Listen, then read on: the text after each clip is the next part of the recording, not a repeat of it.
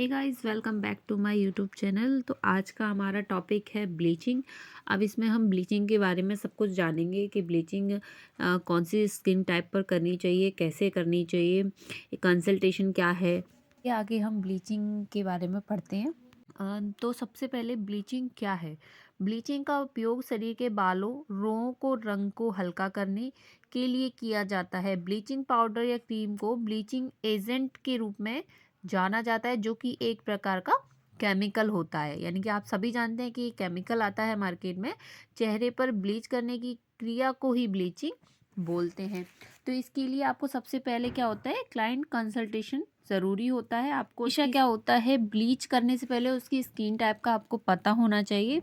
जैसे जब कोई आप ग्राहक आपके सैलून में आता है, तो उसकी स्किन को समझते हुए, उसके नॉलेज को समझते हुए ही ब्लीच करनी चाहिए। ब्लीच करने का मुख्य जो उद्देश्य होता है वो त्वचा के रंग को हल्का करना एवं काले धब्बों को कम करना होता है। यानी कि जो हम लोग ब्लीच करते हैं, जो हमारे चेहरे पर ब्लैकनेस या डेड सेल्स होती हैं वो निकल जाती हैं, इसलिए हम लोग ब्लीचिंग का उपयोग करते हैं। ब्लीचिंग करने से पहले सबसे पहले हमारा होता है कि हमको एक पैच टेस्ट कर लेना चाहिए। सब स्किन्स के ऊपर एक बार पहले पैच टेस्ट ज़रूर करना चाहिए, क्योंकि वो क्या होता है, किसी किसी को ब्लीचिंग करने से एलर्जी हो सकती है, इसीलिए हमें सबसे पहले एक टेस्ट ज़रूर कर लेना चाहिए। ब्लीच करने से पूर्व हमेशा एक पैच टेस्ट कर लेना चाहिए। जैसे कि अगर आप पैच टेस्ट करना चाहते हैं तो इसे कलाई पर लगा सकते हैं, कान के पीछे या गर्दन पर लगाकर टेस्ट कर सकते हैं। अगर उस जगह पर खुजली, दाने, लाल चकत्ते पड़ जाते हैं तो उन्हें ब्लीच नहीं करनी चाहिए। यदि स्किन पर कोई प्रभाव नहीं पड़ता है तो आप ब्लीच कर सकते हैं।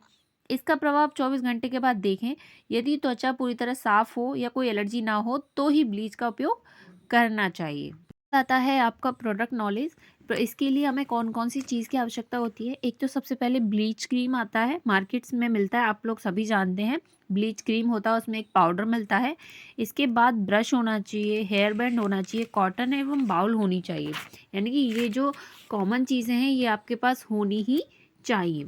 ब्लीचिंग का प्रयोग अनचाहे बालों को छुपाने के लिए किया जाता है। चेहरे, हाथ व पैर आदि की जो मृत कोशिकाएं होती हैं, जो डेड सेल्स होती है ना, उनको हटाने के लिए किया जाता है।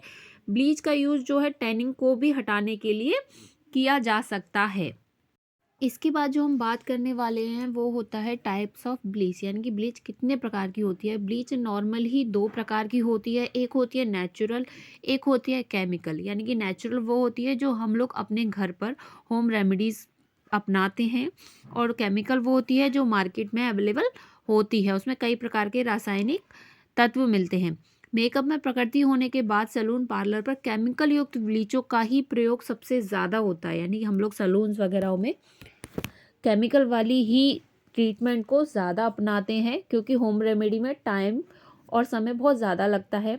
तो एक होती है प्राकृतिक ब्लीच। तो सबसे पहले प्राकृतिक ब्लीच जानेंगे। इनमें कोई भी रासायनिक पदार्थ उपयोग में नहीं होता है, जिन्हें बनाने में प्राकृतिक सामग्रियों का उपयोग किया जाता है, जो प्राकृतिक ब्लीच कहलाती है। जैसे कि हमारे घर में मिलने वाले सामानों से हम ब्लीच बना सकते हैं। जैसे कि एग्जाम्पल में है, आप नींबू एवं शहद की ब्लीच बना सकते हैं।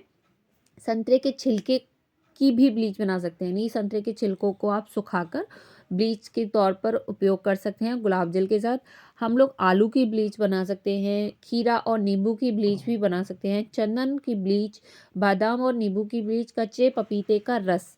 आप इन सभी को मिक्स एंड मैच करके ही अपने घर पर होम रेमेडीज़ कर सकते हैं। ये भी बहुत अच्छा रिजल्ट देती हैं।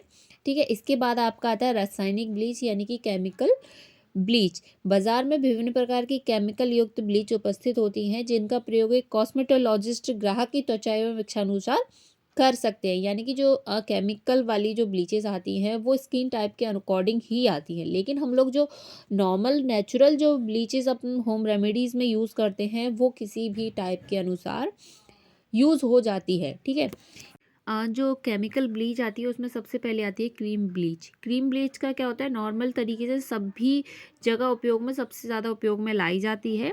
इस पैक में क्या होता है, एक क्रीम होता है और एक एक्टिवेटर होता है, जिन दोनों को मिलाकर हम लोग ब्लीच को फेस पर अप्लाई करते हैं। एंड इसके बाद आपकी एक पाउडर ब्लीच आती है। इस ब्लीच को बनाने के लिए मैग्नीशियम कार्बोनेट तथा सोडियम कार्बोनेट के पाउडर में हाइड्रोजन परऑक्साइड मिलाकर पेस्ट तैयार किया जाता है। इस पेस्ट में अमोनिया की 6 से 7 बूंदें मिलाते हैं तथा ब्रश की सहायता से चेहरे, हाथ व पैर पर एक निश्चित समय के लिए लगा दिया जाता है, यानी कि ज़्यादा से ज़्यादा 15 से 20 मिनट के लिए। और इसके बाद पानी से पाउडर ब्लीच को धो लेते हैं और साफ तौलिए से पोंछ लेते हैं। बाद आपकी आती है oil bleach. Oil bleach sensitive skin के लिए अच्छी मानी जाती है, यानी कि अगर किसी की सेंसिटिव स्किन है प्रॉपर, तो आप उस पर ऑयल ब्लीच का इस्तेमाल कर सकते हैं। ये ब्लीच क्रीम ब्लीच की अपेक्षा महंगी होती है। इसे लगाने के लिए ऑयल में एक्टिवेटर मिलाते हैं और त्वचा पर लगाते हैं। उसके बाद आपका इसमें आता है प्रोसीजर, ब्लीच की प्रक्रिया विधि। इसमें क्रीम, ब्रश, टिश्यू पेपर आदि का इस्तेमाल किया जाता है। ये सावधानी से की जाने वाली विधि है, तो आप इसको हमेशा बहुत ही ग्रेसफुली से करें। सबसे पहले क्लीजिंग मिल्क से चेहरे को साफ करें। 2 चम्मच ब्लीच पाउडर और 1 चम्मच और कुछ बूंदे अमोनिया लेकर पेस्ट बना लें।